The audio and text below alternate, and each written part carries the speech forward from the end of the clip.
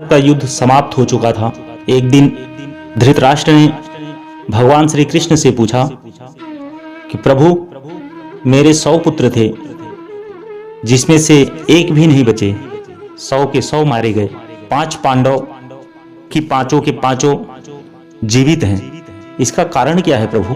भगवान श्री कृष्ण ने मुस्कुराते हुए कहा, धृतराष्ट्र, यह आपके पूर्व जन्मों के पाप हैं।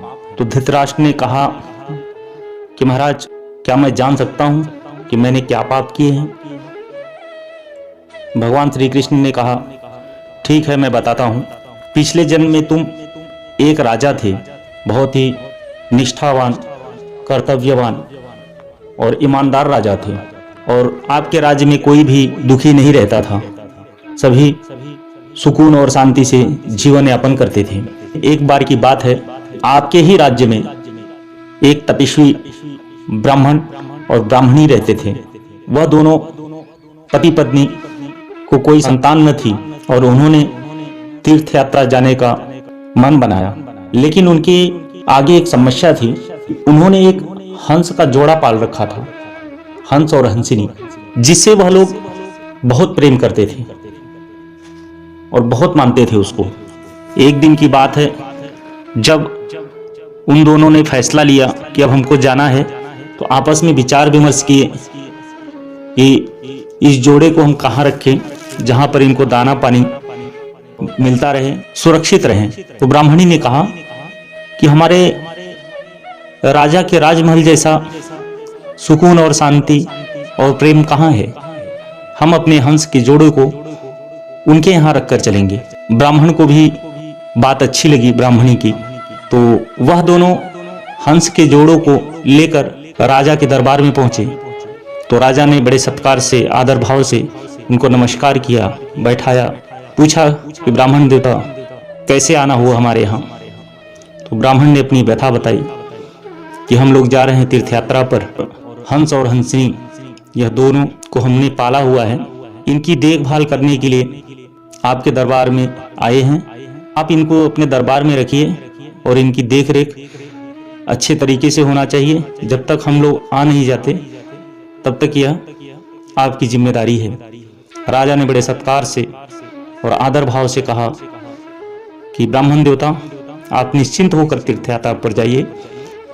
जब आप आएंगे तो आपके हंस और हंसिनी इसी तरह मिलेंगे जैसे आप हमें दे रहे हैं, यह मेरी जिम्मेदारी है।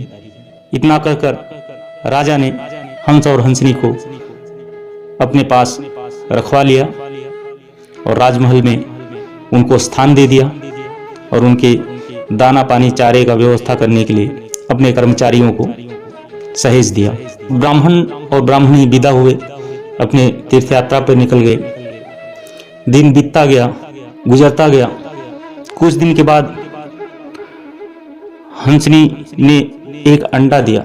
इसकी सूचना राजा को मिली। राजा के कर्मचारी ने दिया कि महाराज, हंसनी ने अंडा दिया है। तो राजा आया, देखा, उसको बड़ा सुंदर लगा और वो बोला कि अच्छा, एक काम करो कि इसको बना के लाओ, जरा खा के देखता हूँ। राजा ने एक बार बनवाया, खाया तो उसको बड़ा अच्छा लगा। वह जब भी हंसनी अंडे देती तो वह खा जाता था। ऐसे ऐसे दिन बीतता चला गया और 100 अंडे दिए हंसनी ने और 100 के 100 राजा ने खा लिए। एक दिन हंस और हंसनी आपस में बात किए, बोले कि ब्राह्मण देवता ने किस पापी के यहाँ मुझे छोड़कर चले गए हैं? यह तो हमारे बच्चों को जीने ही नहीं देता। मैंने 100 अंडे दिए, ये 100 के 100 खा गया। यह बड़ा ही पापी और कुकर्मी राजा है, यह तो अधर्म के मार्ग पे चलता है। और इसी वियोग में हंस और हंसनी ने अपने प्राण त्याग दिए। राजा ने देखा तो उनको जा करके बोला कि इनको दफन कराओ। जंगल में उनको दफन करवाया। कुछ दिनों के बाद ब्राह्मण और ब्राह्मणी दोनों पधारे। ब्राह्मण को देखते ही राजा ने नतमस्तक होकर प्रणाम किया, बोला महाराज आइए। ब्राह्मण ने कहा, राजा, हम लोग अपने हंस और हंसनी को लेने आए हैं, कृपा करके मुझे मेरे हंस और हंसनी मेरे हवाले कर दें। राजा ने कहा, महाराज कुछ दिनों से हंस और हंसिनी का तबीयत खराब चल रहा था, बिगड़ते गया तबीयत, और उन्होंने अपने प्राण त्याग दिए। ब्राह्मण देव को असीम दुख हुआ, क्योंकि वह पुत्र मानते थे हंस और हंसिनी के जोड़ों को। ब्राह्मणी को भी बड़ा दुख हुआ। तो ब्राह्मण बड़े ही तेजस्वी थे। उन्होंने कहा, मैं देखना चाहता हूं कि आखिर हुआ क्या मेरे हंसों के साथ में। तो उन्होंने अपने तपोबल की शक्ति से ध्यान लगाया और उसमें जो कुछ भी हुआ था वो सब दिखाई दिया। उसके 100 अंडों को राजा ने खा लिया था और इसी वियोग में वो दोनों ने प्राण त्याग दिए थे। तब ब्राह्मण को बड़ा ही क्रोध आया। ब्राह्मण ने उसी क्षण कमंडल में से जल निकाल करके राजा को श्राप दे दिया। बोला कि जाओ, जैसे तुमने इनके पुत्रों को मारा है वैसे ही तुम्हारी आंखों के सामने तुम्हारे पुत्रों का वध होगा, और जितने पुत्र इनके मारे हो उतने पुत्र तुम्हारे भी मरेंगे। जैसे मेरे हंस और हंसिनी के आंखों के सामने उनके बच्चे को तुमने मार दिया, वैसे तुम्हारे बच्चे भी तुम्हारी आंखों के सामने मरेंगे। यह सुनकर धृतराष्ट्र बड़े ही दुखी हुए।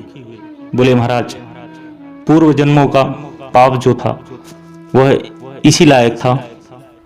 भगवान श्री कृष्ण ने कहा कि यही तुम्हारी सजा थी जिससे तुमने 100 पुत्र के 100 पुत्रों को खो दिया। जय श्री कृष्ण।